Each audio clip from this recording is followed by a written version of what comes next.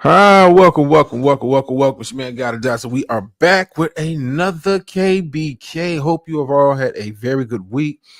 I hope you all have a very good weekend as we get closer and closer to Thanksgiving. Brother, need time off. Brother, listen, you almost didn't get a show tonight. Brother, you almost didn't get a show tonight. Oh, boy.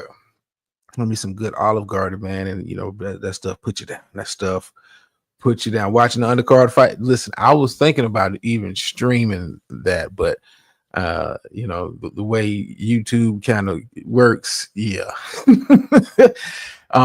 And this is the first time, that I can recall that Netflix and what Dr. Nikki's talking about. First of all, let me not be rude. Give a shout out to those who made themselves known. Dr. Nikki's in the building. How you doing? Teresa's in the building. Teresa, I heard you got a new favorite. Miss Murphy's in the building. How you doing? YouTube, listen, YouTube Unfolded. Yes, I'm aware who that is. I've been watching. How you doing? As always, and anybody else is in the clouds and watching, catching on the replay, man. Hope you all are doing well. Yeah, I think this is the first time Netflix has actually had something like this streaming. I wouldn't even call it a legitimate boxing event, but it is an event nonetheless. Jake Paul fighting Mike Tyson tonight on Netflix. For those who still have Netflix, I'm one of the few, I guess. So I will be, watching that. But I was thinking about streaming, but I was like, I don't know. Between Netflix, YouTube, yeah, they be funny with their stuff.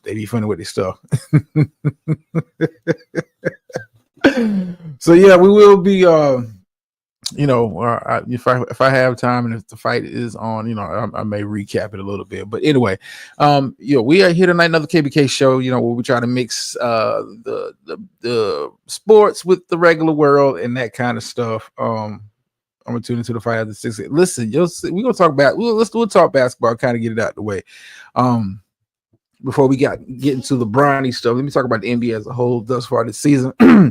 I'm not, I guess I'm part of the minority. I would guess I'm part of the minority, but what I've been seeing, as far as the games I've been watching and looking at how the ratings are, just seems like a very lackluster start to the NBA season. It's been more off the court type storylines dominating the headlines as far as the NBA is concerned, to where the on the court product is not that the players are looking bad and it looks like unwatchable basketball, but I don't know, maybe because it's early in the season, it's just not grabbing my attention. And in regards to your Sixers, Miss Murph, yeah, y'all got some work to do. Yeah, y'all got some work to do. Maxey, hurt. Embiid is return, but that has been lackluster in itself. And PG, Sixers, y'all got, but the NBA as a whole is kind of this. It's been kind of blah. The start of the season, they have started the NBA Cup series, and that looks good, but but it's still the same. The format and all that is nice, and it kind of adds a little incentive, I guess, to the players or something. But for the most part, it's just another regular season game to me. It just has not grabbed my attention. It just not grabbed my attention. What's going on, Speak Greasy? But you saw the picture. D is for delusional. That is kind of like the theme for the night. D is for delusional, and I got three people in particular I think are very delusional. We're gonna start with the first one. Bronny James. Listen, let me start by saying this. A lot of people were upset that he got drafted, claiming, and rightfully so. It is some legitimacy to this claim that it was nepotism was the reason why he got drafted. Nepotism is the reason why he got drafted to the Lakers. And let's be very, very clear. Let's be very, very clear. Nepotism is something that happens not only in the sports world, but it happens in everyday life. It happens in everyday life where, a family member or a very close family friend gets the hookup and be in positions they have no business being. It's just way life works. People when they're, if you're in a position to hire people, some people feel like I want to hire somebody that I know, somebody that I am comfortable with, someone that I have a history with. It gives them a sense of ease, and it makes, their decision a lot easier when you kind of know the person on such a very personal level. So, nepotism is something that I had no issue with. I mean, LeBron, just like any other athlete or any other coach that hires their son onto the staff, or gets their kid a job in the organization, it's nothing new. It's just making a lot of fuss because LeBron is still the most recognizable player on God's green earth as far as the NBA is concerned. And like I said, I had no issue with them, drafting Bronny, but the news that came out this week just people were already looking at the decision to, have him on the team. It was already looking at you guys sideways. But the news that came out this past week that Bronny James will only play in the G League affiliates home games. He will not play in the road games. He will not he will not play, he will not fly, what they say, he will not get on the plane and fly American Airlines for the road games in regards to the G League. And listen, I was one of the people that said, "Hey, go ahead, get the photo op out of the way. Send Bronny down to the G League. Let him earn his stripes, build up his reps, get the playing time, get the reps in, and see what kind of player you got." He's already secured a 4-year contract. He's going to get that. Just in the NBA's difference. No, we cut you, you don't get paid, kind of deal. So you got that in the bag. I thought that would be the best plan for Bronny going forward, short term and long term. Hey, go ahead, get the photo op out of the way, which they did in the first game of the season. Go ahead, get it out of the way, and send him down to the G League. Let him, get the reps, get the time in. And out of sight, pretty much out of sight, out of mind. But for this news to kind of come out, he's still a protective custody speak, man. Listen, to hear that he won't travel for the road games for the G League, and you're just going to play um the home games for the G League affiliate. Listen, you're doing this, kid, and I'm not even sure if the decision was his or not. But you're doing this, kid. You're making the situation even worse. By this, first of all, this information even coming out, and you're making it worse in the media, because now people are looking at Bronny, if they already wasn't looking at Bronny as privileged, looking at him as a spoiled brat. Like, what makes you so good that you can't travel for the road games for the G League field, but you're more than comfortable um, playing the home games, which is, I mean, you're putting the kid. I mean, the kid is already in a tough enough spot where he feels like he has to go out and prove he belongs in the NBA, when a lot of people that know basketball, and it's the majority of people who know basketball, and I would say that majority of people basketball feel like you didn't deserve to be drafted into the NBA. And the only reason you got in the NBA because your daddy's LeBron. And when you have news like this, I won't travel. Then when I won't fly. American Airlines. Listen, dude.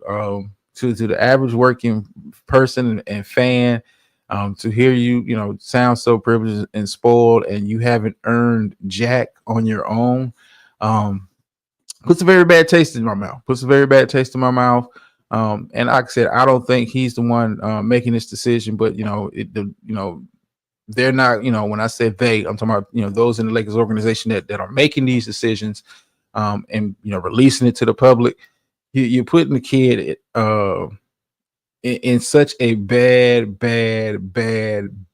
spot, man. Like, I mean, the first season, was going to be rough as it is, with being drafted, but it just gets it's worse. It's worse because now, where people wasn't even paying attention that some people weren't even paying attention that you had been, quote unquote, we're gonna be playing games down in the G League now. You're gonna get scrutinized even more for your performance and your play. And let's be clear, I watched Bronny's first G League game. So the Lakers wasted a draft pick. Yes, Miss Murph. I mean, it happens. But it's a it's not like a second round. It's the NBA doesn't value second round draft picks like the NFL. It's a different kind of value system. Yeah, they wasted a roster spot drafting Bronny. Like I said, my plan was hey, get the photo op out the way, get that moment out of the way. Um, let folks have that, and then send him down to the G League and let him earn his way back up to the active roster. But um, like I said, I don't think this is Bronny's decision, and the people that made this decision and decided to make it public, man, you're delusional thinking this is going to help him. You think it helps, and it really it's a trickle down effect because it hurts him. It creates separation between him and his quote unquote G League teammates when you have those kind of quotes being put out there by the organization or someone in the organization, an insider, of course, who will remain unnamed. It creates a vibe between them because you got guys in the G League that are traveling for those road games, and now you have a guy that a lot of them, in general, don't think he deserves to be in the G League. That don't help in the locker room, dude. That don't help in the locker room. And then more negative attention towards the Lakers organization for even taking, because as much as the Lakers are off to a very good start to the season. I will give JJ Redick that he is showing that he's grasping the coaching game thus far, and that should be the talking point and the narrative. But no, it's LeBron and Bronny, and now it's like Bronny's on the island because LeBron is doing what LeBron does, in the NBA games, and now Bronny is making the headlines. Why is this guy even being spoken about in this manner? Like, hey, send this dude down to the G League. You will play road games. You will do all of that. You will cut your teeth. We drafted you. We've secured your financial future through our organization. As far as giving you a 4-year contract as a second round pick, which is, typically, for a guy drafted 53rd, 52nd, or whatever, 55th, or whenever he was drafted at the bottom of the second round, those guys don't get 4-year guarantee deals coming out in the NBA. For them to do that for you, listen. I get nepotism. I get it. It's part of the deal with sports, but this is part of the deal with life. But you're making it worse. You're making it worse. Hold on. He better. Oh, he better go. Listen. I can't even say YouTube, but BS. Listen. Hold on. Welcome to the show, sir. Hey. A cool YouTuber I once knew said, "Hey, what the fuck is we doing here? What the fuck is going on here? You ain't traveling with the team. What the fuck is we doing here?"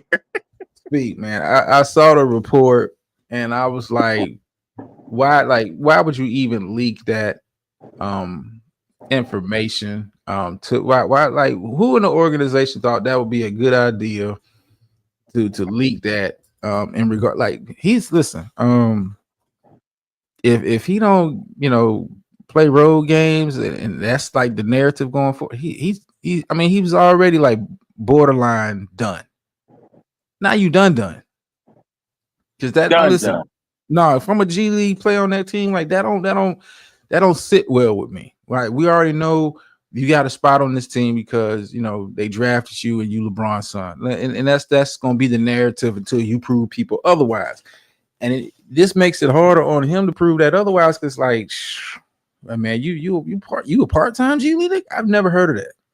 Yeah, part-time G League and making more than everybody in the G League. But he don't got to get on the road because him dad said so. That protective custody, that like you got Brian, you I got don't to even think turn Bron. him loose to see what he got. This is all LeBron's doing. You think Bron had a hand in this? Hell yeah. Brian said, y'all not sending my boy on the road without me because them guys out there is going, they're going to be chipping him. They're going to be fouling. He going to get the Caitlin Clarkness. Like, take this elbow, young boy. You all right? Your dad ain't here. And that's a part of the game. But as long as Brian's standing there and he bring a couple goons with him, ain't nobody gonna want to foul the ball. You know what I mean? Like, nah, let him go. He's a pro. He got to sink or swim like Wade told his son. I can't help you, boy. If you want it, you got to go get it. Yeah.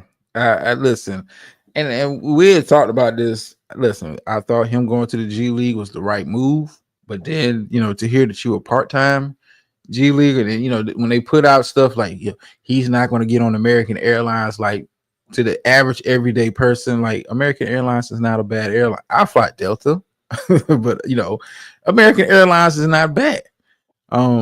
It's not like they told you had to get on Spirit. Right. It's like I said, it leaves a bad a bad taste in a lot of people, and this just makes it worse. And I don't know, like I said, I don't know if Bron, as media savvy as he is, would even get involved on that. But like, dude, like if I'm Bron, I want to know who put it out.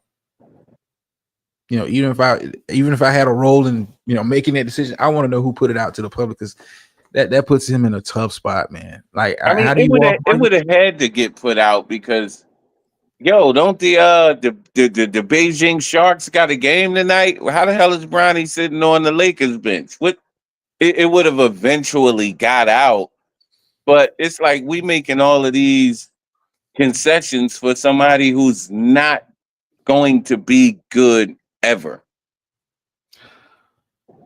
Like, what are we Okay. doing here for this guy?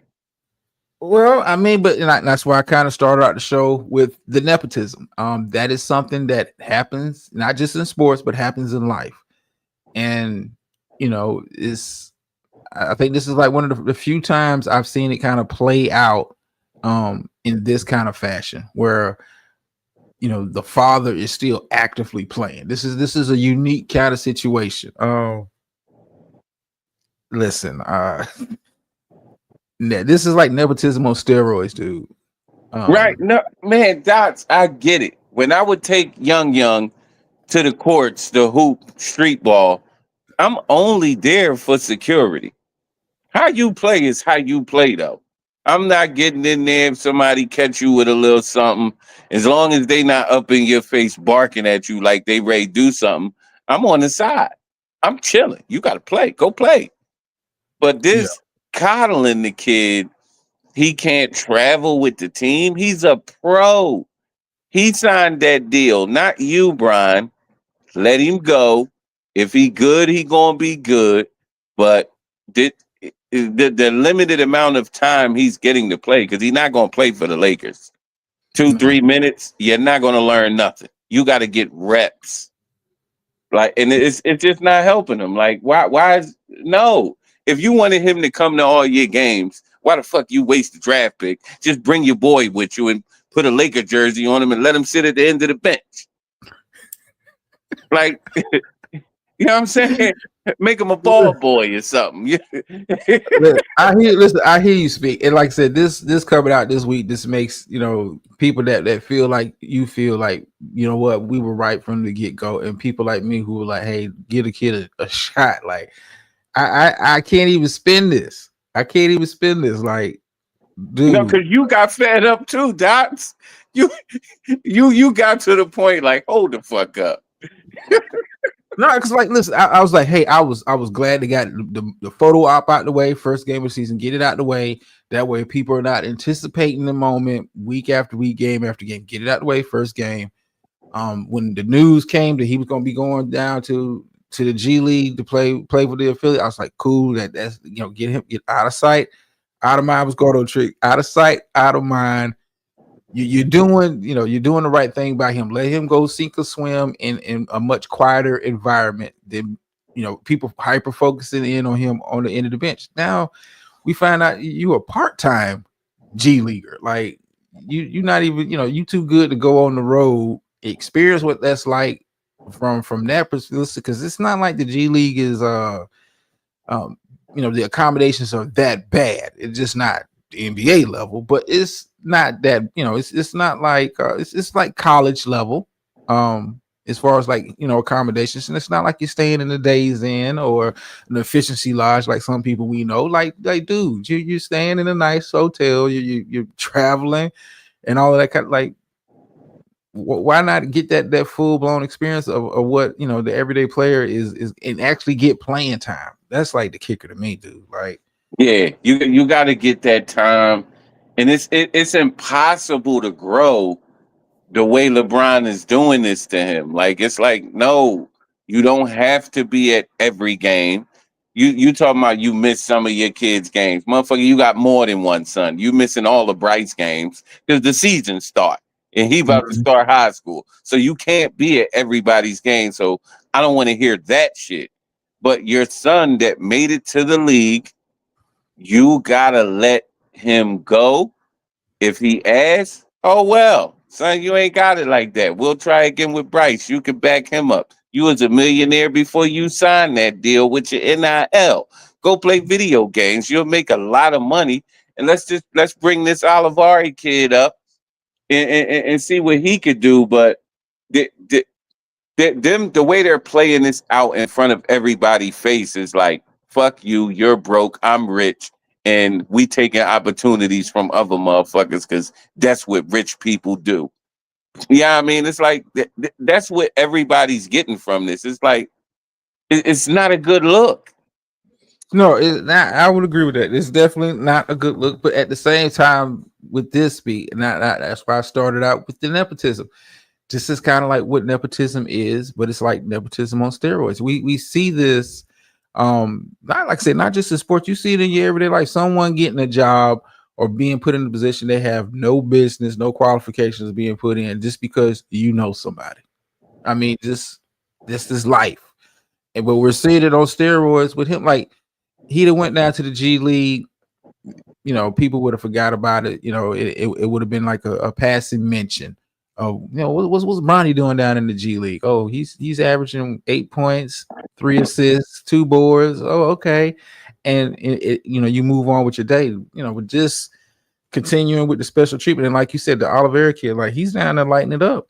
Yeah, he keep cooking. But It's looking like he don't even belong down there. He's playing with kids. yeah, it's a bad look.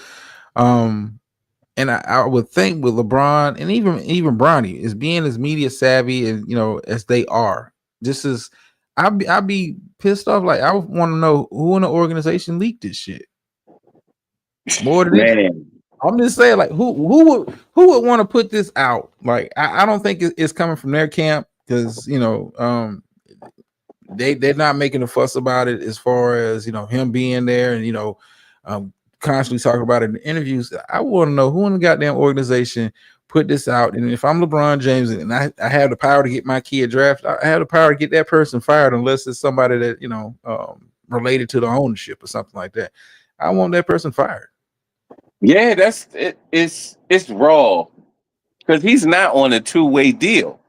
Yeah. He Yeah. got a guaranteed contract. Most guys that get a two-way deal, when you playing in the G League, you get G League money. You get about Mm-hmm. $45,000 a year.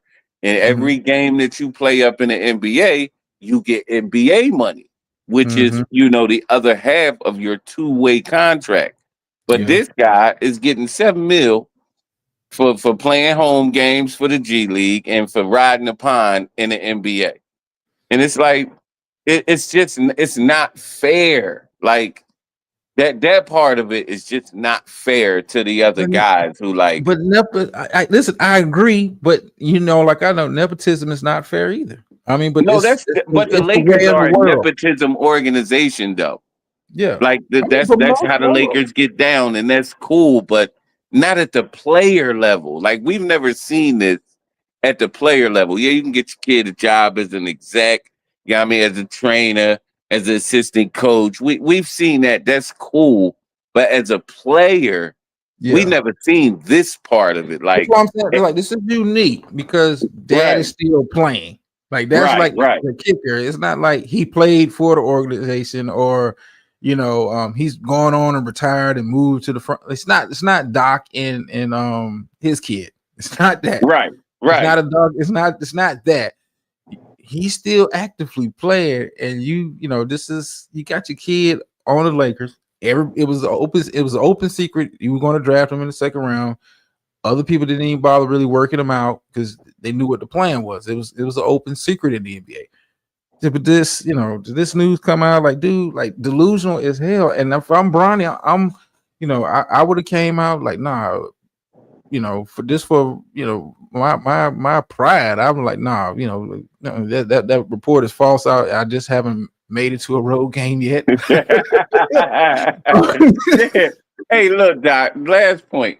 Most times, 100% of the time with nepotism, it's the owner of the company, the owner, and his kids, not an employee of the company and his kids. You know what I mean? When we see nepotism, it's the guy all the way up at the top, the big dogs hiring somebody. Brian is an employee.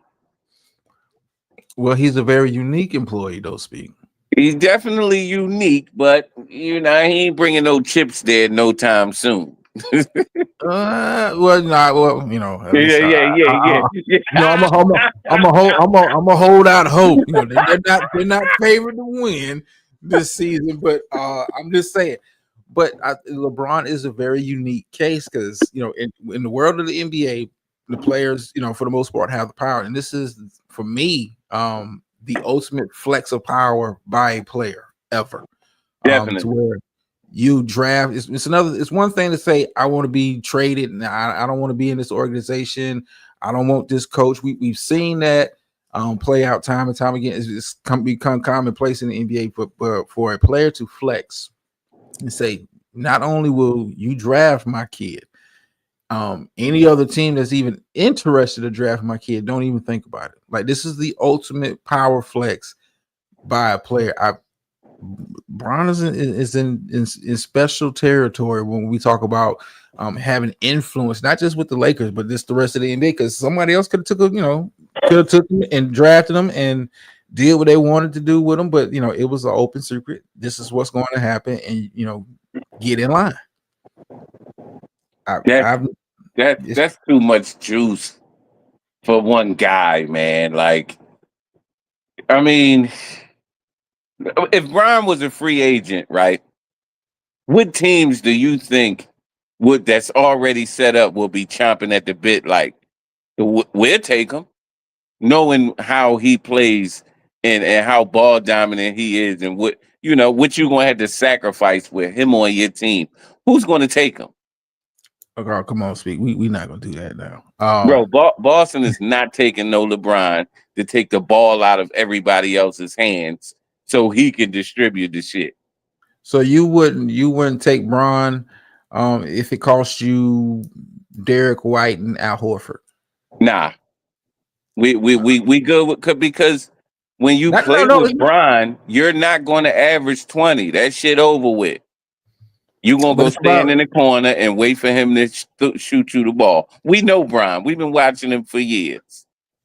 Oh, I'm a listen. I guess it's the pushback part of the show. I'm gonna push back on that. Speak. Listen, every team will want LeBron at the right price. I would say this, at the right price. At the right price. You know, and when I'm not just talking about contract wise, every team in the NBA will want LeBron at the right price as far as personnel is concerned. If they didn't have to give up a fellow superstar player, I'm not trading Luka for LeBron at this stage of his career. But if I can get LeBron for Derek Lively, yeah, I'm doing that deal. But how? All right, let's say, for the sake of argument, let's say, who that just won the last one? Denver with Jokic. Yeah. How effective would Jokic be with LeBron on his team when Jokic is the main passer? Jokic ain't gonna look like Jokic no more because Brian got to bring the ball up to be effective. He can't play off the ball. I don't disagree. Listen, and I'm not saying he fits with every team, but you don't think Denver, if they was a straight up trade Michael Porter Jr. for LeBron, Denver wouldn't do it in a heartbeat? We talking about at this point right now with Brian. At this point right now, the same LeBron who's 3 straight games of a triple double. Who wouldn't? You know, listen, it's some bad fits out there for LeBron. When you talk about being with other ball dominant type players, the Jokic's and the Lucas and all, but you don't think LeBron could fit in Golden State? Ooh, then you taking the ball out of Steph's hand. But Steph is not Steph. Steph can play off the ball. Yeah, but Steph is special, right? But And Steph plays off the. Draymond is the point guard for the Golden State Warriors. You and I both know that. LeBron is the upgrade as a playmaker over Draymond. And well, as you saw, as currently constructed, it might work, but I don't know if that would put them over the top and make them like, yo, those guys are really good now. Speaking, you're going too deep into it. I'm just saying every team would want him at the right price. I'm not saying that he fits on every team. He's dangerous. Kevin Love was averaging 20 points, 18 rebounds before he went over there to Cleveland. He went down to 13 and 5 rebounds. LeBron is a killer. He will kill your career. And got a ring. Yeah, but he didn't leave. He was an alpha. He turned beta with Bron. Listen. It's certain teams that are not a good fit to have LeBron based on the personnel they have. Listen, I get that, but every team would want to have him at the right price. He just may not be a good fit on those teams, but you would give him up for Al Horford and Peyton Pritchard. Let's stop. Let's stop. No. I'm not. He's not touching my team. We are not taking Bron. No, I can see you now. Like, oh, Bron be a hell of a 6-man. Oh man, I can see the ideas. We'll take him at the end of his career, but he still want to play and get triple doubles. We can't do that shit right now. Ooh, can you imagine LeBron at the 4? Oh. Come on, we're not doing that, Speed. We're not doing that. We take it out. I mean, but back to the top. Listen, Bronny, my advice to you, come out, make a statement, tell these people you will be at all the road games, that the South Bay Lakers or whatever the name of that team is. You will be at all the road games and home. Listen, earn the respect. You're already secured the spot.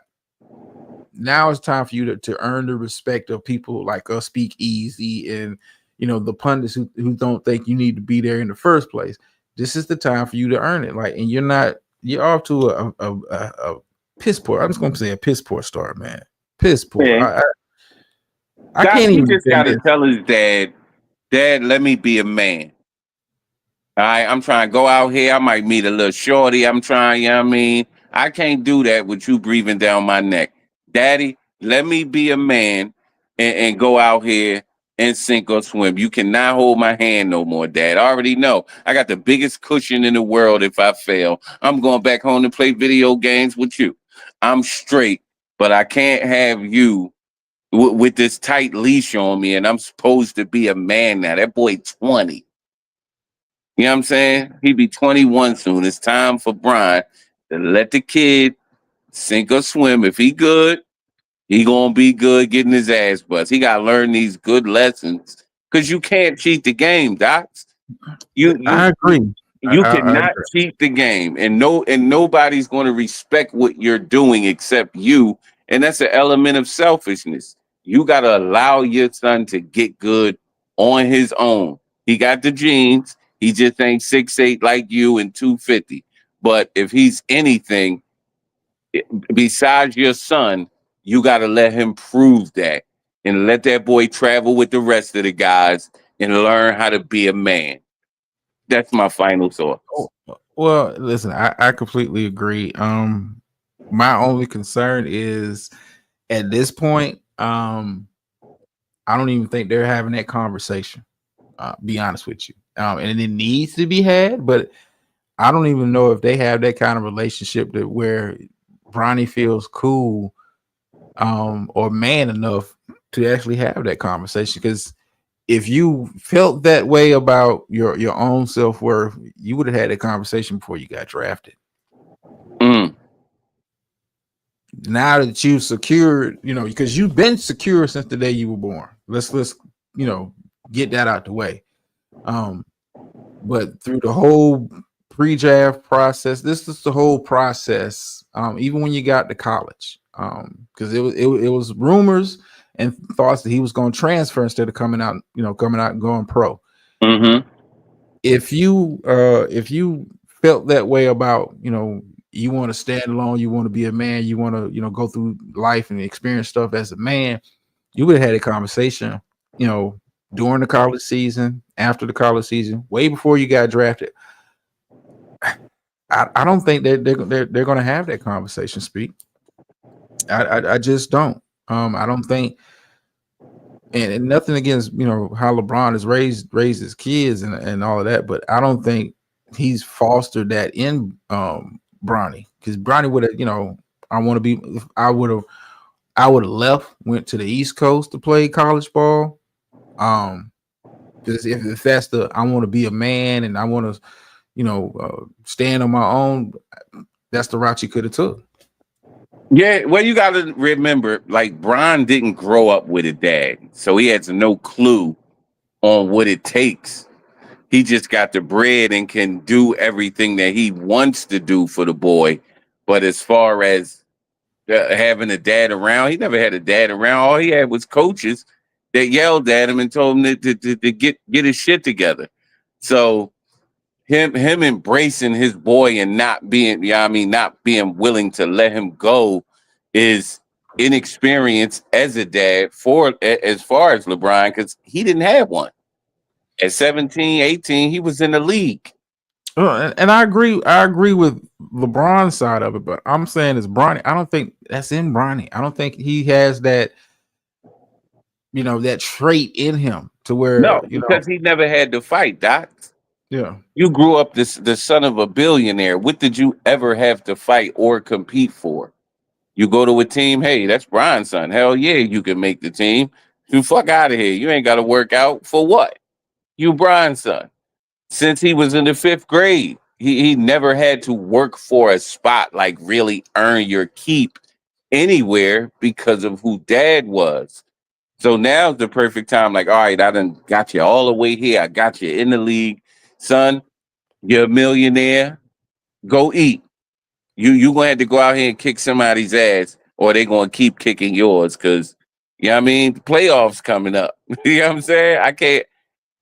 That's just what he's got to do. Like, and this I don't think damn, Bronny. Listen, when I think about sons coming into the league, I'm like, my mind went to the Mannings. Like, Peyton and Eli worked hard. yeah, yeah, Yeah, my dad was a Hall of Fame quarterback, but I want to be known for my play, not his. mm-hmm. I don't think Bronny's that much of a self starter. To be honest with you, I mean, and I've tried. Listen, I've tried to play the devil's advocate on this. I just can't. Like, when you look at his makeup and how this is kind of playing out. I would have told that, like, I don't want nobody to draft me unless they want to draft me, not because of you. Like, I don't think he has that self. He's not a self starter to me. He's not self motivated. No, Like, that's not there. It's not there, and it's the not. pride, the It's pride not is his not there. fault though, Doc. It's not his fault. He grew up in a soft era, right? As a millionaire, as the son of a billionaire. He grew up in the social media YouTube era.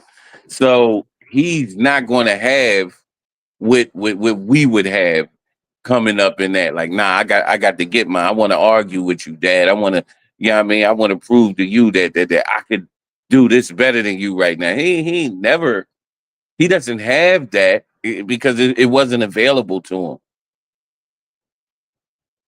him. Um, Listen, and VS, I can't.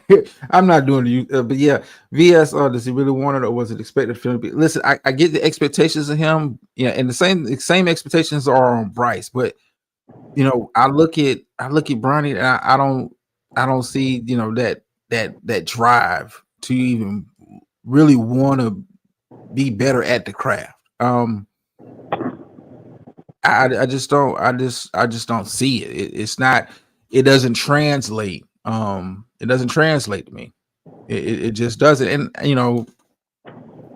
you're not. You're like you said, son of a billionaire, and everything is pretty much at your fingertips. But yeah, I look at the Manning boys, same kind of situation, but they put the time in, they grind, and they earn what they ended up getting. Like, Yeah. I just don't, I just don't see it from Bronny. I just, I think he's content coasting on the coattails of being LeBron's son right now. And for you not to want to travel for road games, like I would have made it a point. Okay, you drafted me, because of him, but I want PT, I want playing time. Send me to the G League. Let me earn my way back up here. Yeah, the road games are the best times. Like when we played in high school, we lived for the road games. We get to go to another school and see they girls and cook in front of they crowd.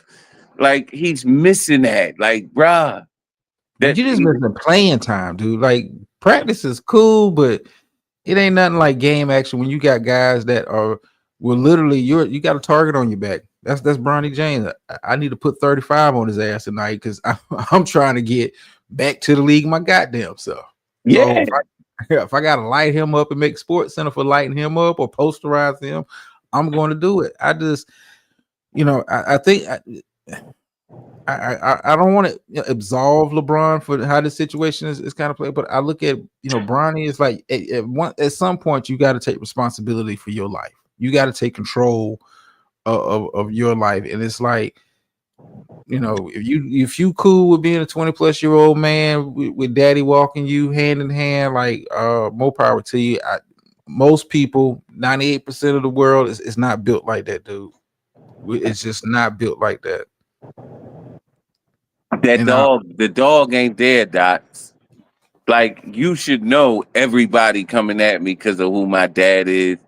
I'm not going to let that happen. I'm gonna bust your ass, little nigga. I got something for you. You know who my pop is? Watch this.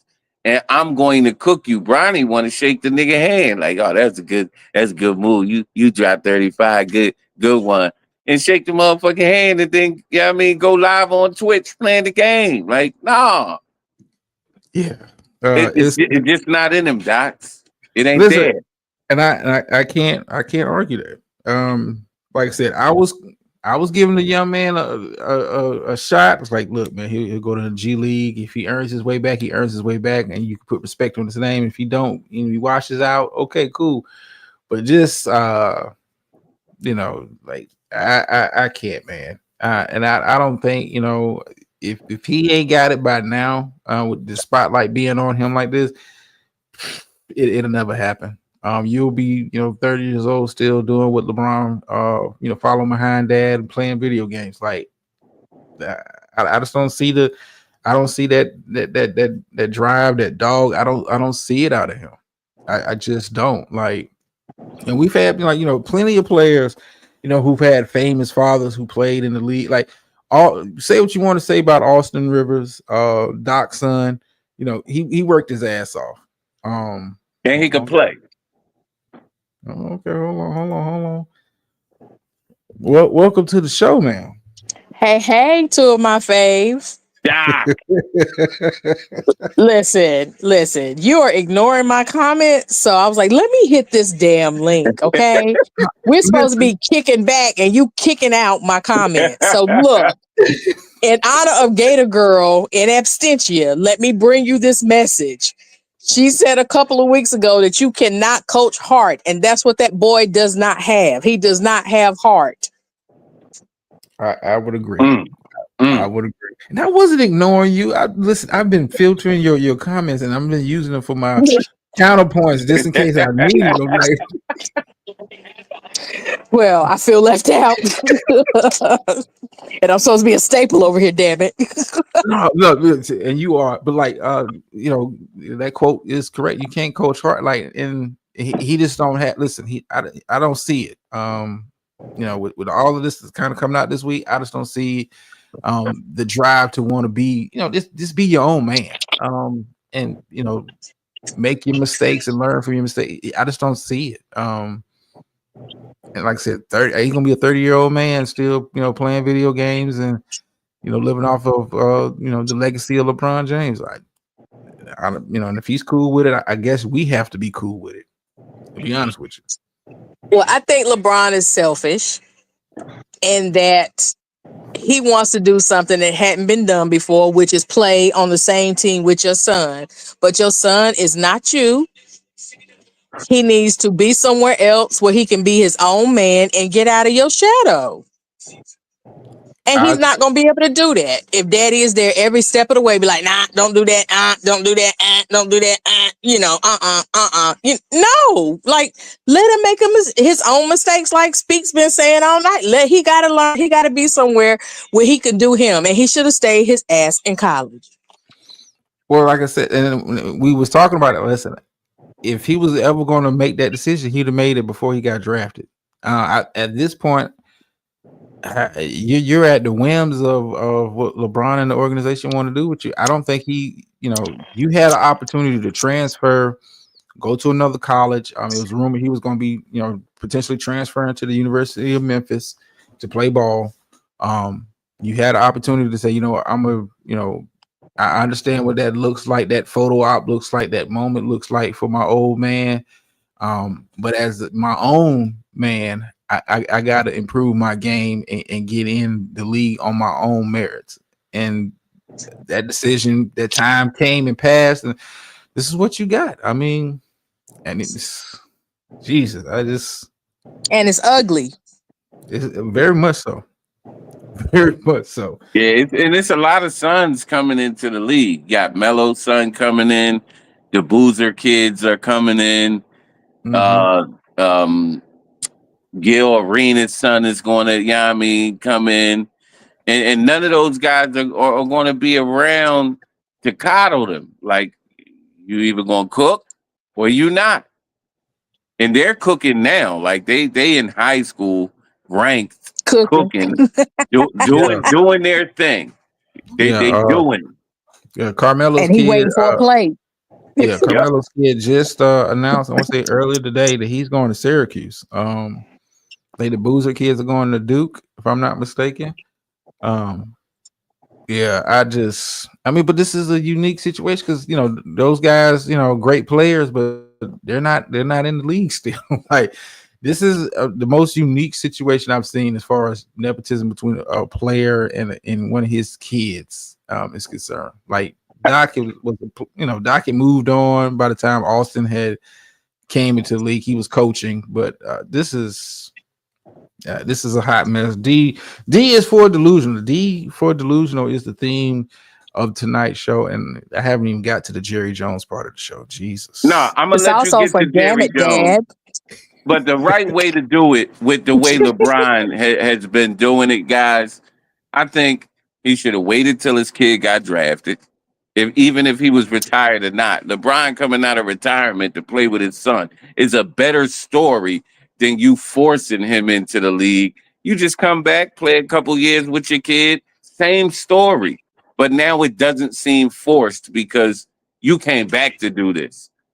Same storyline, same everything. But you came back, and as good as LeBron, you still getting triple doubles. You could take a year off like Mike did, come back, and still be effective playing with your kids. That would have been a better way to do it besides forcing this in front of all of us and saying y'all gotta like it because it's special. No, it's manufactured. Right, and he would be doing it for his son as opposed to his son doing it for him. Right. That's a better legacy to leave behind. I came back to the league because I still got it, and I want to play with my son, and I'm gonna do it for free. Mm-hmm. Yeah, because I'm a billionaire. I could do it like that. Exactly. I don't even need this money. I'm just coming to help the team out and just to share the court with my son. That's a better story as opposed to what type of damage you might be able to do, to his self-esteem, his confidence by making him go out there too soon. Yep. That's a longer, sustaining damage. Damn, that's heavy. It Yeah, is. That's what I'm saying. He's selfish. That's selfish as shit. I have to agree with that assessment. I mean, he could have took a year off. Yeah, that's Right. What else does LeBron have to prove? Nothing. I mean, even if he wins another championship, go Lakers. Even if he wins another championship, it doesn't change. You know, they got you either one or two. Either got you one or two. At the end of the day, and he wins another championship. That narrative doesn't change. They either feel you won now, or they still gonna feel like you two to Jordan. It just is what it is. Right. But why would you want to make your son a laughing stock? Because he can't try. He can't travel with the team. Listen, I don't even think he even thought it out that far. You know, I don't. Nasty work. I mean, it's rumored. It's rumored he may stay another couple years to try to play with Bryce. Like, geez. Yeah, he told Bronny, you can't go outside. You can't go outside with your friend. But me That's and nasty Quincy want work. to go. You can't go outside, nigga. You stay home. Say that for me one more time. What are we doing here? What the hell are we doing? Hey. What the fuck is we doing here? Listen, Hey, Doc, I'm gonna let you what, get to your Jerry Jones, Nick.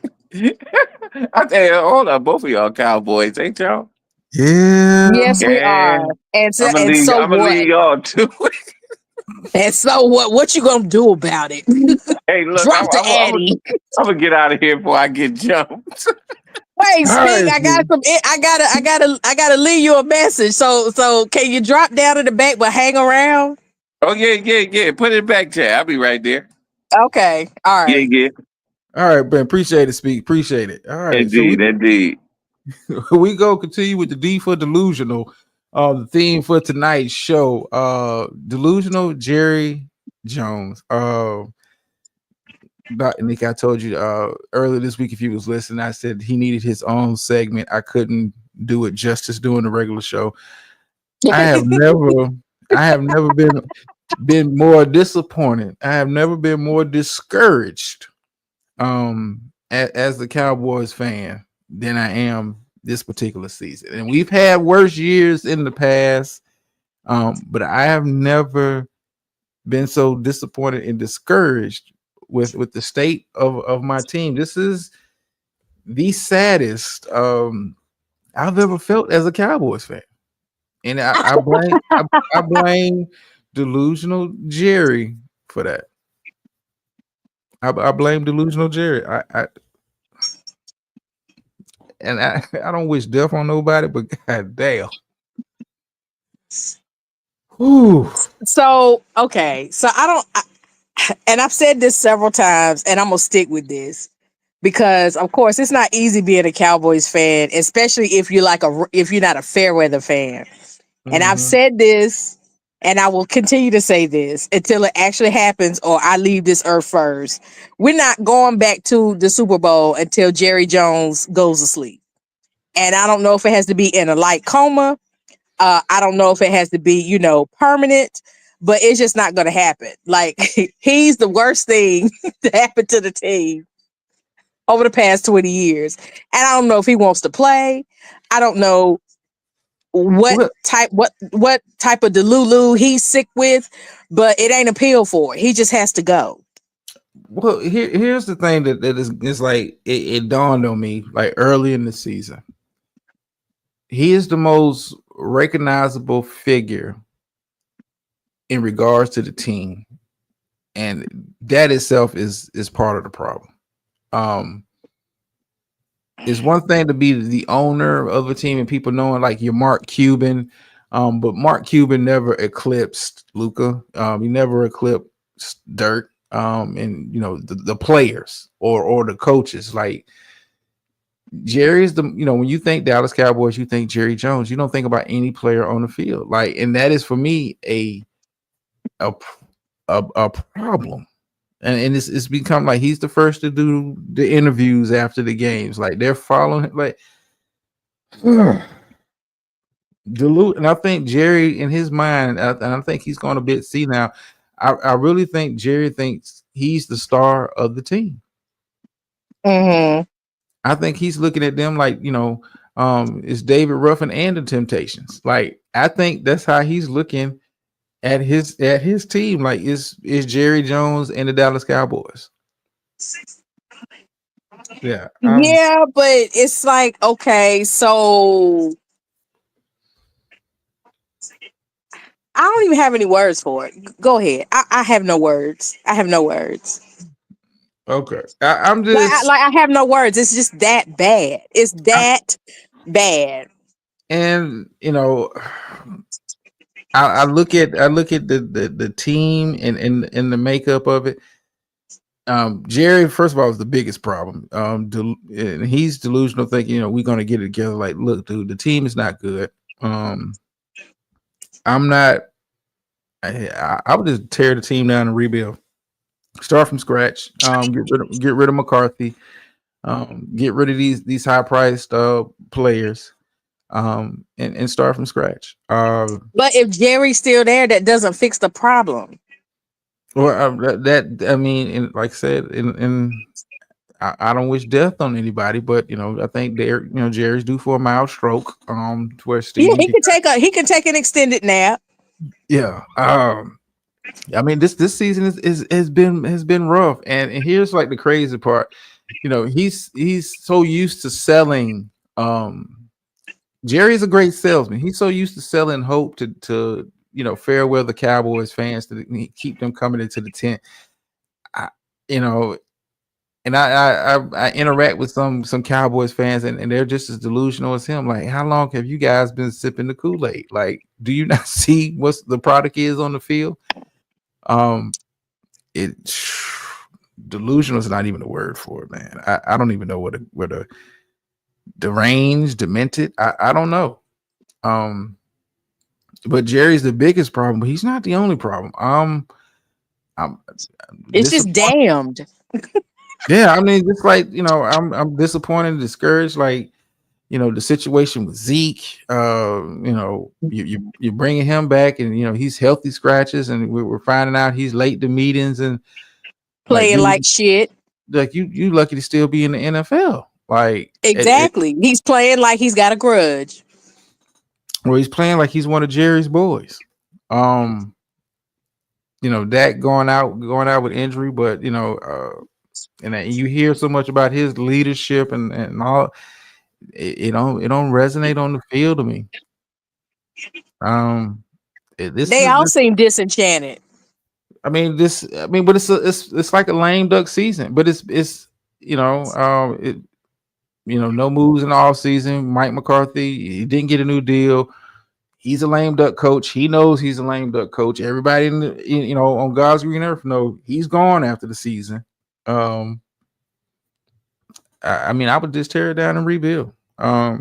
Too many egos for me. I don't like the culture. But that's a good way of putting it. The culture is definitely different, and it's definitely the morale is low.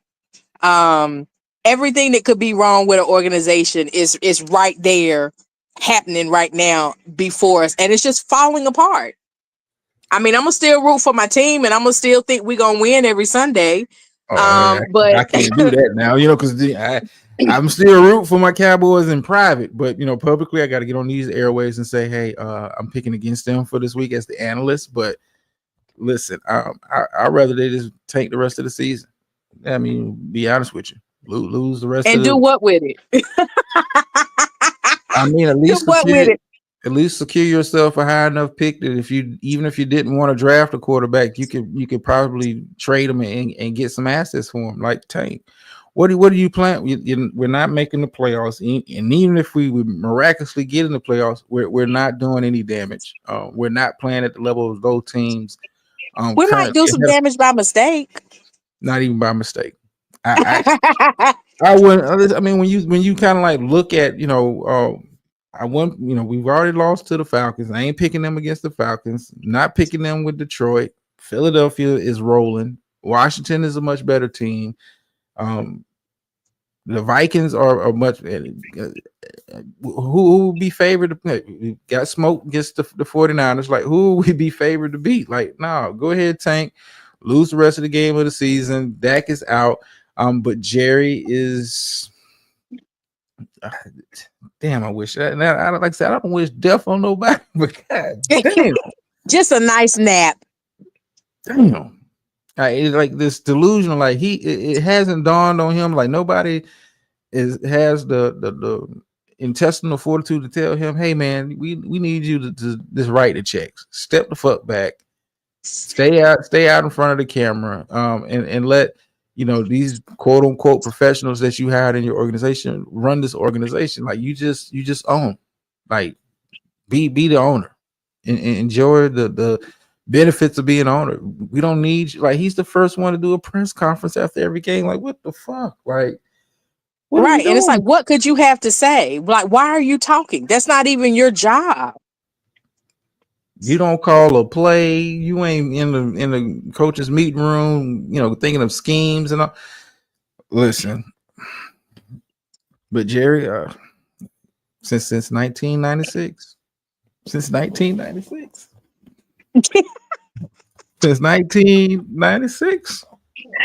But Dots, here's what I think.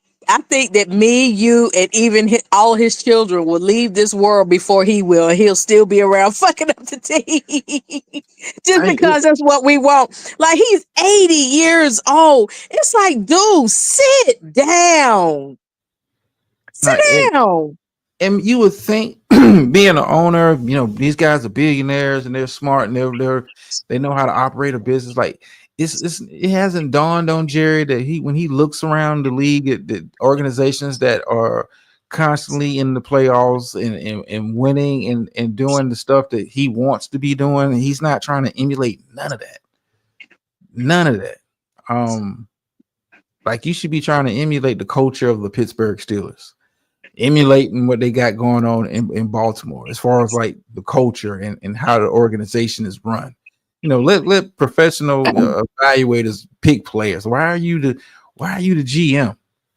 Why? How about this? Pay attention to your damn stats. Like, why do you have the numbers there if you're just going to ignore them all? Like, I don't get it. Nothing about his decisions are data driven. I'm convinced. Yeah, and I don't, Maybe he has cataracts. I don't know. Like, what? Like, are you watching the games that we're watching? He can't listen. He can't be watching. Well, but here's the thing with fans. When I say D for delusional, some fans would, no matter what their team is doing, they're going to sip the Kool-Aid. They're going to be as optimistic as they can be, and they'll find an excuse so why their team is not successful. For Cowboys fans for the rest of the year, when they lose, and trust me, it's going to be a lot more losing this season. You're going to have those delusional fans. Well, if Dak was there, we'd have been okay. No, we was getting smoked when Dak was on the field. Absolutely, I agree 100%, and I'm glad I'm not one of those kinds of fans. I am still a fan that will still root for my team, even if it looks bad. I'm not jumping ship. Yeah, but I'm not an analyst either. Well, I mean, listen, the delusion is real. I've seen people like after we got smoked at home, they was literally be on Twitter, highlighting like a single play, and it's like, oh man, see, we, if we'd have had more of this, and through the rest of the game, like that's one play. If we'd had more of this, we'd have did like, no man, that's the delusional, mindset of a fan. And this with Cowboys fans, for me, it's the worst. Like they look at me like an op on Twitter. I'm like, yeah, we gonna get smoked. You're not a fan. Look, like, dude, listen, I've been a fan since 1991, the 1-15 season. When we was, nowhere. I remember what it was like, through those rough lean years before the championship. I know, but I'm not delusional. I'm watching the same games. Like we're not there. And talent wise, where we have some, but I'm not delusional. But Cowboys fans, listen, get off of the sauce, man. Get off of the sauce. And I think if more of y'all get off of the sauce and start put money in Jerry's pocket, like they make about 10 to 15 million dollars a year, doing those tours at the Cowboys facilities. Wow. Like he's making so much. Like he's making a killing tonight. Oh, exactly. That's what I was getting ready to say. He's making a killing tonight with this this partial foolishness. Well, we're gonna call it a boxing event because that's what they want to label it as. But it's not even a money thing. I think Jerry thinks he in his mind. I think Jerry in his mind, he wants to be remembered like he's a Tom Brady. Like I think in his soul, if he could, he put a helmet on and go out there on the field. I think it's worse than that. I think that Jerry Jones sees himself as a Ric Flair or a Macho Man Randy Savage. It's one or the other. It's a combination of the two. Like I really think that he sees himself as flamboyant and as great and as outspoken and as charismatic and all of that. I really do. I really do. And he's none of that. So Jerry looks to himself as the entertainer. Yes, because he's not a general manager. He's not a coach. He's not a player. He's not anything that gets him his bread and butter. He's not doing any of those jobs well. He would be fired on all levels if it was up to me. I'm thinking of Jerry Jones with the Ric Flair. Like some of his quotes and stuff seem very over the top for absolutely owner. Absolutely completely inappropriate. So maybe he thinks he's Vince McMahon. I don't know what he thinks he is, but he's not behaving and he's not doing the job. The only job he has, he's not doing it well. Well, I mean, and won't allow anybody else that he pays a lot of money to do their jobs. This is what happens when you have people who don't stay in their lane. If people could do their jobs, then stuff should work, or either you need to reclassify everybody, including yourself. Yeah, but that delusional ego of his is, I think Jerry Jones has the biggest ego in sports. But he should not. Oh, I totally agree with that. But I think Jerry Jones looks at himself as a sports figure, a sports icon. I'm not even going to say a sports figure. He looks at himself, I'm going to be honest. Jerry Jones looks at himself as a sports icon. When you really kind of break it down, ego, we're talking about going on 30 plus years of no championship. Bullshit. And the ego, like he looks at himself as a sports icon. And I think Jerry Jones, when he wakes up in the morning, he looks at the headlines. What can I do to get myself in the headlines, and to follow that up, the rest of the team that I own. But it's about me. I think Jerry Jones thinks he's an icon. I wouldn't be surprised if Jerry Jones' wake up music was Soulja Boy. I wake up out the bed, put my swag on, take a look in the mirror, say what's up. Yeah, I'm getting money. Miss Murray said maybe he wants to be president like someone else. Jerry Jones has the same. I would say Jerry Jones has the same kind of mentality of a Trump, and I'm gonna get into a little bit of politics in a minute, but I think he has, that oversized, overinflated vision of himself as being more than what he is. I think Jerry Jones is very much more so like Trump in that aspect. Look at it. His ass is on the TV now. Why wouldn't it be? It's my Beside stadium. Michael Irvin, he ain't got shit to do with this other than the fact that it's in his stadium, which means that this event is doing more than what the Cowboys are doing when they're playing prime time. Yeah, speak. Why? Listen, I'm not surprised. Jerry Jones is not at the. Listen, Jerry Jones he's going to be where the attention can be. The spotlight. Come on, it's going to be at my stadium, and you think I wasn't going to show up? Come on, Jerry goddamn Jones. It's past his bedtime and everything.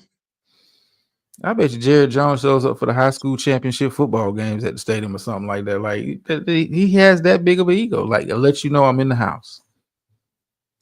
Man, listen, I cannot. I bet you he thinks he can beat Mike Tyson too. Listen, I'm pretty sure Jerry Jones is gonna find his way to a microphone before it's all said and done. Jerry Jones is gonna have he's gonna have a quote before the end of the night.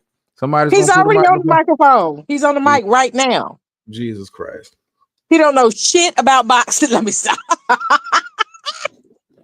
He sit beside and Cedric the Entertainer. Cedric the Entertainer's on one end and Michael Irvin's on the other side. And it's just like, dude, Michael Irvin, escort this old man back to his handler. I can't, man. Oh, Jerry.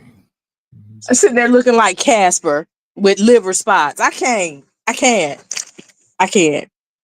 I cannot.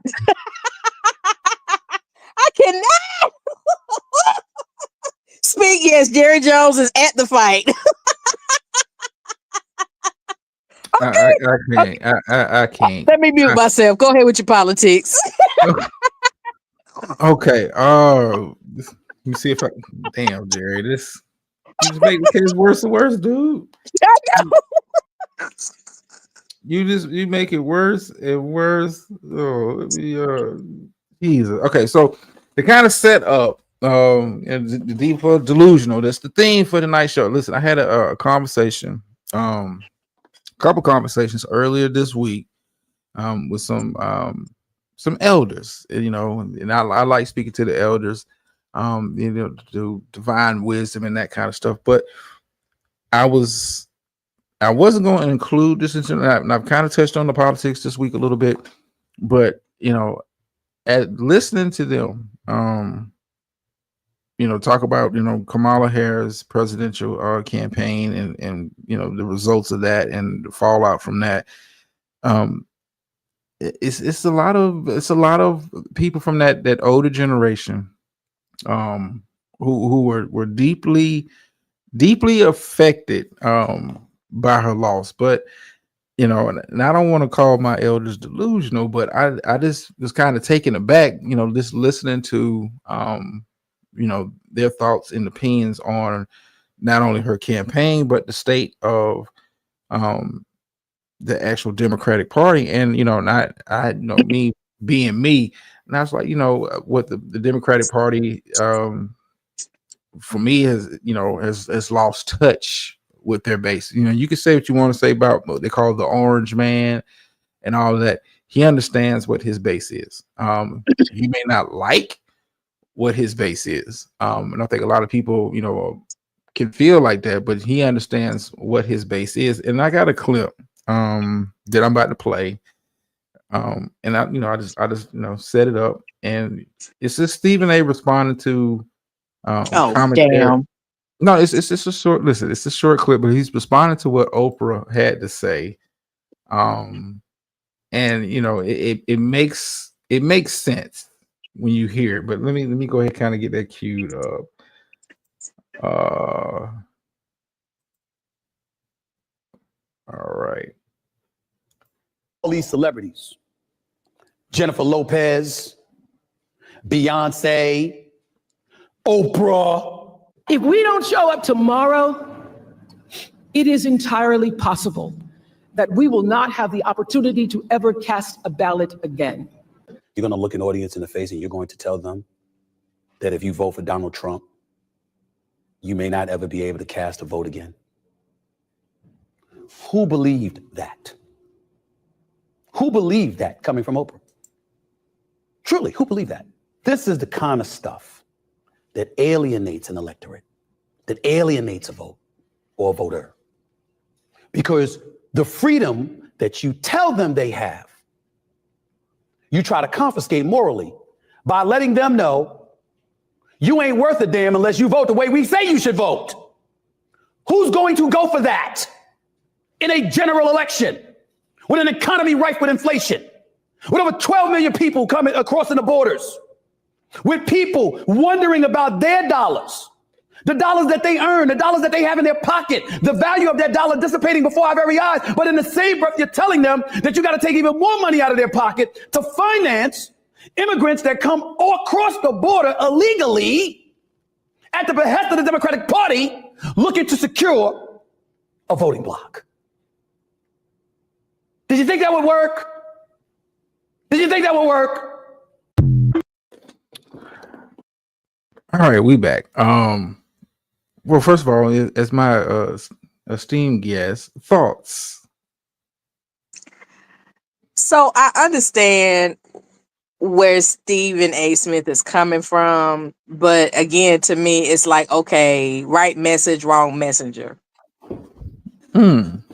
Okay, I can flow with that. Okay.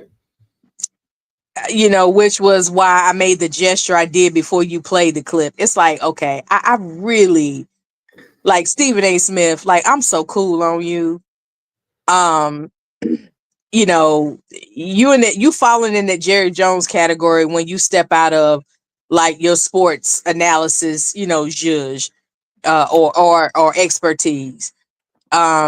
Oprah, again, wrong messenger.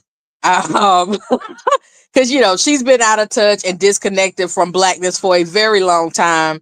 She actually thinks that people don't hold her feet to the fire for being quiet about Weinstein and all these other things. Like, it's like Oprah is she's just not like okay. So let me just say this. What I found off-putting about Kamala is the fact that she ran with a sense of entitlement, just like Hillary Clinton did. And I don't owe you my vote because a lot of people vote straight Democratic ticket. I don't owe you that. I don't care that you're the first this and the only that. That's not enough for me.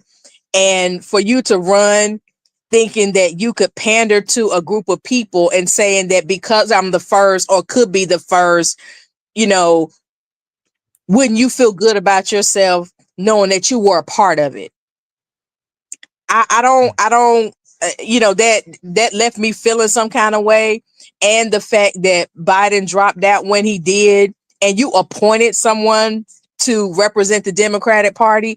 We didn't have a primary to choose, because remember when she was, you know, running against Biden, you know, before he got the nomination, she didn't win. So it's like, I don't understand how you thought she was going to win. Period. I don't get it. Well, You know, the fear mongering, all that other kind of stuff. Like, I'm so over it. And, you know, with the access to social media, the way that we have it, people know a whole lot more and they know it in real time. And it was just, you know, and she took that for granted. well, and I'm gonna say this, and like I said, you know, that's why I started it out talking about. I was speaking with the elders. That generation, that culture of fear mongering and symbolism, as I looked at it, you know, the first this, the first that, I could be, you know, they bought into that, you know, hook, line, and sinker. And I think, you know, our generation, younger generations, they don't give a damn about that. Not at all. And you know, I don't want to drag Ricky Smiley worse than he's been dragged online already, but he's kind of like a remnant of that culture. You know, you ain't black if you ain't voting for her, or you know, and Biden even said it when he ran for president. You know, you ain't black if you ain't voting for me. That sense of entitlement that, you know, I got you guys in the bag because you black, and I don't have to come to you with something that can help you improve your life. You black. That's enough. You gonna vote for us. D for delusion. The Democratic Party for me has lost touch with the base, or in delusion, thinking that this is still that era where symbolism and fear mongering means something to a voter, because the voter looks at, man, inflation is high, groceries are high. Megan Thee Stallion doesn't help me buy milk at the grocery store. You can roll out Oprah, and I think with and I kind of take it a little bit deeper. A lot of black men that I know felt some kind of way about Barack Obama's comments. We got to get on. Black men got to get on board with the whole Kamala Harris campaign. Like, what makes you think we wasn't on board? For the most part. But what makes you think? Men are a little bit different when it comes to women. And that's why you see more women in the church now than men. Men are about seeing tangible results, and like if you say you're going to have a building fund, we're looking for light fixtures, doorknobs, and some progress, some movement. yeah. Kamala Harris coming out with the same old rhetoric. It didn't resonate with a lot of black men. And I know some black men that had been turned off by the Democratic Party a long time ago, and that just reinforced it. Like, listen, that symbolism don't mean shit to me. We like to see progress. We like to see. But she's a black woman, or a somewhat black woman who married a white man. How are you gonna tell black men anything? Well, I'm just talking about the optics. I'm not talking about the moral and all the other stuff, but I'm just talking about the optics of it. I don't think she's black. I'm be honest with you. She's not. Yeah, I don't think she black. It's just a convenient. You're a chameleon. When you get around certain demographic groups, you become Indian, and you talk about the traditions your mother raised you with as far as the Indian woman. And then when you get around us, it's, I put collard greens in the bathtub. I've never heard of no ludicrous shit like that before. Never. I don't think she meant like a bathtub. I think she meant like a tub, like one of those. Some people use them for beer, and ice and all of that. I don't think she meant like literally a bathtub. Nah, but most people do their greens in the sink. I get what you talking about. Right. What you talking about? But I know, but that's that disconnectedness. You can't say that to certain people. You need to know your audience. You're right. Steel tubs. Listen. I understand, because I spent time in the country, picking peas and that kind of shit. Like I get what that you looks can snap some peas. Yeah, snap some peas. I got some country folks about. I don't did that before as a child. Hanging clothes on the clothesline and all the hand washing. What? You don't know nothing about a clothesline. Come on now. Taking the sheets and then the space so you can put the socks in between, like on the color purple. Come on now. You got a little basket hanging on the line when you get your clothes. But come on now, like absolutely. I understand it, but for like, and I said this delete. D is for delusional is the theme. Like that, the whole Democratic Party was delusional, thinking that this was going to fly with voters. And this symbolism was going to get them across the finish line. Empty promises was going to get them across the finish line. And it's hard to really tell people we're going to do this for you, and we're going to take care of you, and life is going to be better under us when we're already in office. And I've talked about this in other spaces and other shows. The immigrant problem was a major turnoff for a lot of young Democratic potential voters. A lot of young people were turned off by to see those reports of them being put up in hotels, and you struggling to pay rent to stay in your crappy 1-bedroom apartment, and they're staying in goddamn Ritz-Carlton. And getting checks and benefits that you can't get. Exactly. Yeah. Pass the peas. Washington Greens is a lot clearer than anything else she's used to. Yeah, what's going on, Spot? Like, but you know, for her, you know, and I talked to them. They was like, you know, do you think she's going to run against that? If I was her, I wouldn't run. I wouldn't run for any more public office. I'm done. You know, you've been a senator, been a vice president. I think that's her ceiling. I don't think the Democratic Party wants her to run. I mean, but you know, that symbolism, that stuff, you know, that stuff is, you know, that I hate to, because he's passed away. That John Lewis mentality, you know, you got to vote the way we want you to vote because you know your ancestors fought for the right for you to vote. That mindset is going out the window with a lot of Gen Z, Gen X, whatever the hell, you know, that 50, 60, you know, that 70-year-old crowd. They still buy that stuff. Younger generations, they're not going for that. We like to see progress. We like to see tangibles.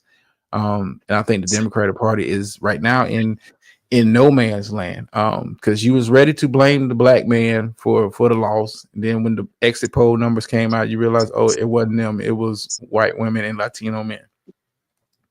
So I hope she I sit don't down. know. Yeah, I hope she They does all too. kind of pander, but I just really felt like she was set up in like the worst way. Well, the setup was And you know bad.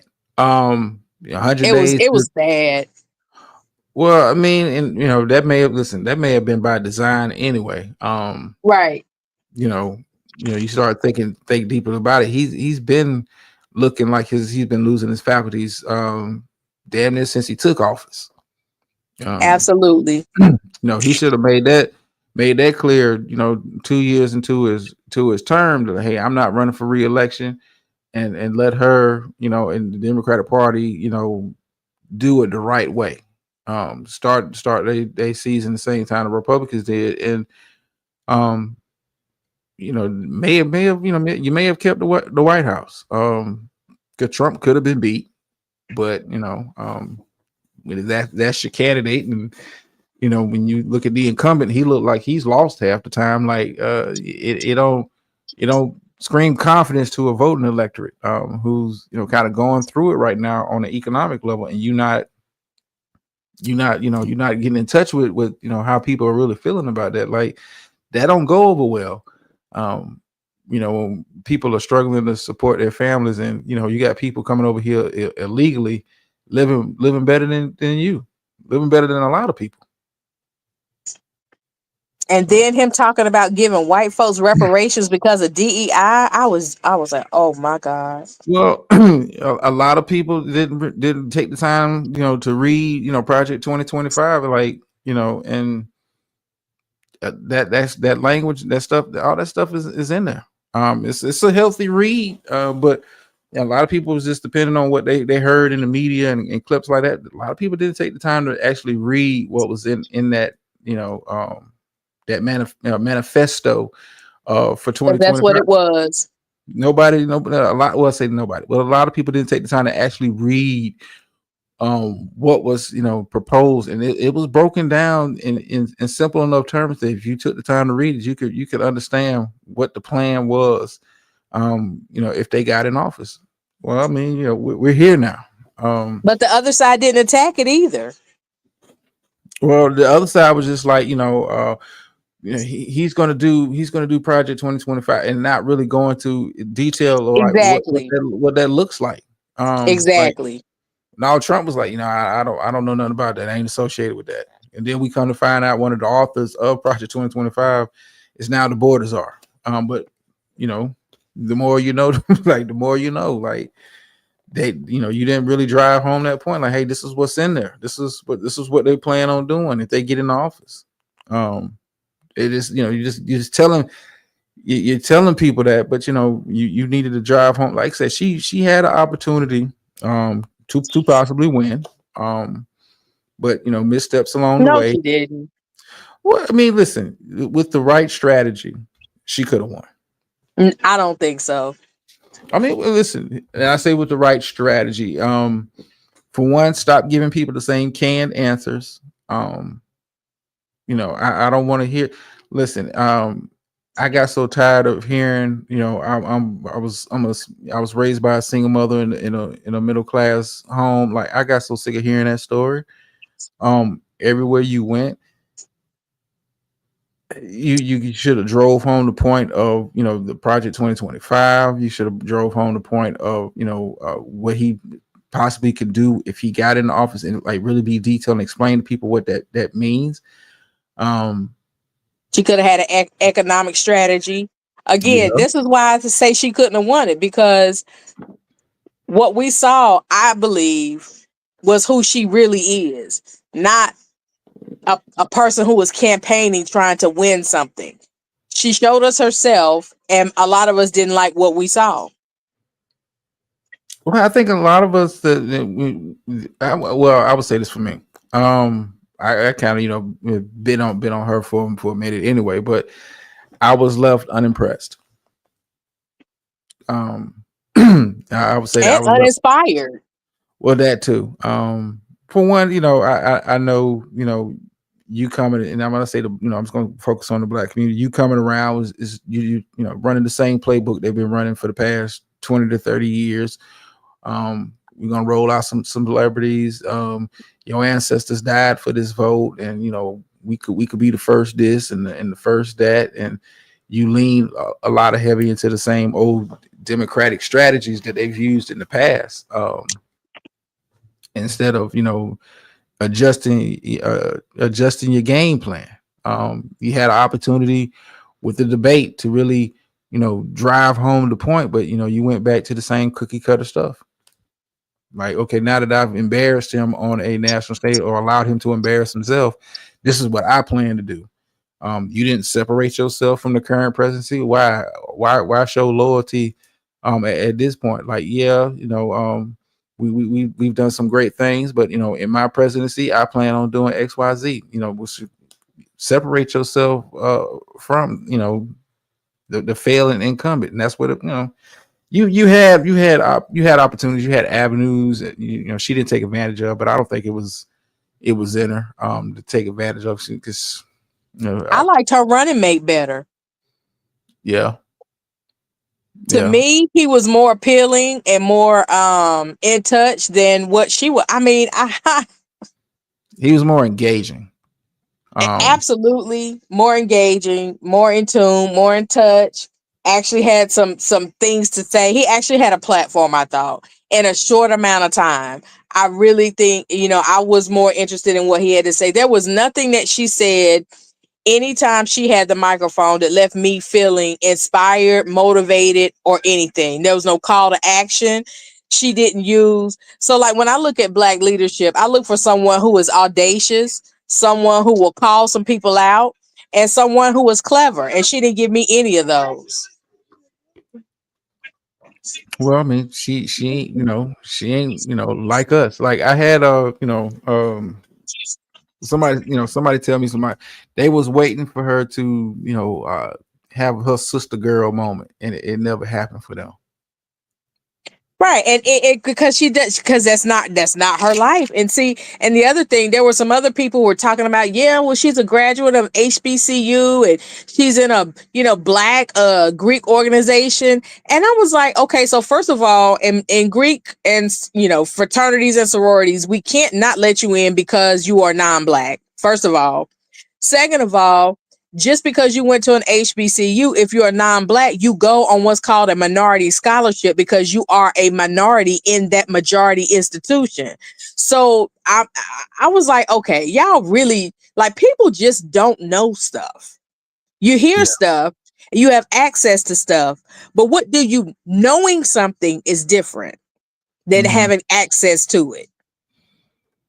Yeah. It's just different. And I was like, are y'all kidding me? Are y'all kidding me? You went to all of the, Greek and sororities and fraternities, and it's like, okay, where do they fit into this? You didn't go to them when you ran the first time against Biden. for the Democratic ticket. Well, You hadn't done anything for him since you've been in office. So I mean, it's like, okay, so why now? Like everything to me with her, I thought was gimmicky. Well, here's what was telling. When during the inauguration, I was like, if you were going to send a signal to quote unquote your sister girls, I was like, I was like expecting some pink and green somewhere in a very prominent position on her attire. I didn't see it. It was like, we gonna go with the typical dark colors. I was like, very telling. Right. Not even a pin. Most AKAs I know, they'd have showed out. They'd have For showed out. sure. They would have showed For out right sure. now. Right. For that. Oh yeah, they'd have showed out for that. Absolutely. That moment. Absolutely. So that lets me know that she's not active or engaged with that community either. So, I don't want to bash the woman because she's done plenty of stuff that I haven't done, that I wouldn't aspire to do, but still I haven't done it. So I can't say I would have done a better job or any of that. So, not going to bash the woman for her accomplishments. However, we can talk intelligently about, what she didn't do and how she did what she thought she was doing. It just wasn't it. It just was not it. It was not it. Well, Miss Burf, listen, she said, I don't think it would have helped her. I think it would have if you had in quote unquote embraced the black side of you. 4 years of you not even really acknowledging that, other than to say that, somewhere down the line you got black relatives. Like, yeah, you didn't embrace, and let's be clear. The black community is a large part of the base of the Democratic Party. You didn't take that opportunity to embrace that base like that. Say what you want to say about Trump. He knows his base and he embraces the hell out of them. Absolutely. And he always represents them, good, bad, or indifferent. Yeah. And they're loyal to him. Well, he's giving them a reason to be loyal. Look, I'm gonna say what I want to say. I'm gonna say what you feeling. Hell, January 6th is a stark reminder of how his base feels about him and how deeply loyal he is to that base. Absolutely. Absolutely. All right, man. Well, let me get my ass out of here because I don't do late shows no more. But I definitely understand. But you funny. listen, on the side note, before we close out, I'll say this publicly. Listen, I was tempted to just put up a community post, not even saying nothing of significance, not adding anybody, not saying any names. I was going to put up a post and just like, blackout ended, and then just put ... and just leave it like that. Just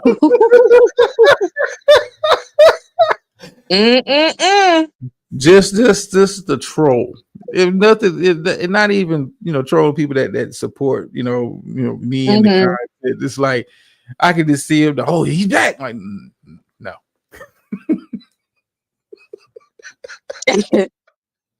I plead the fifth. It looks like breaking this stuff. Listen, speak. I'm highly entertained watching from the owner's box where I'm at now.